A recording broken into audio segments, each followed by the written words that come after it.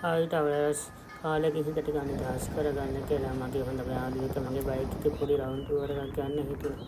ඔන්න දික්කලගෝ සමුද්‍රයෙන් ආශිර්වාද අරගෙන පන්ටුවකුත් දාලා ගමන පටන් ගත්තා. සමහර වෙලාවට හිතට හොඳම සුවය කියන්නේ ලොකු ගමන් වෙන්න ඕනම නෑ. ළඟම තියෙන ලස්සන කැලෑ වලින් වටුණු තැනකට ගියත් ඇති. ජොබ් එක අසහිර වෙලාම ඉඳලා එපා වුණ නිසා මගේ ඔළුව නිදහස් කරගන්න කියලා විතරක් හිතාගෙන ගිය ගමනක් තමයි මේක. මේ පාර හරියටම යන්නේ මාතර දිස්ත්‍රික්කය ඇතුළේ තියෙන දන්දෙණිය අපරක්ෂිත වනාසි.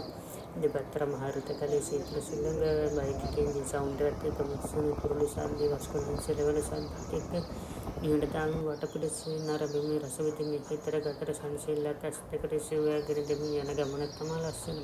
ඔයාලටත් කාලෙක හිත නිදහස් කරගන්න ඕන නම් මේ වගේ ලස්සන කලාවක් තියෙන පාරක ඇවිදන් යන්න.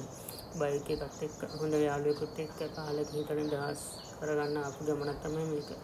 වීඩියෝ එක හොඳයි නම් ලයික් එකක් දාන්න කමෙන්ට් එකක් දාන්න. එහෙනම් තවත් වගේ වීඩියෝ එකකින් ආයෙ ලස්සන ගමනකින් එක හම්බෙමු. බායි පරිස්සමෙන් ඉන්න.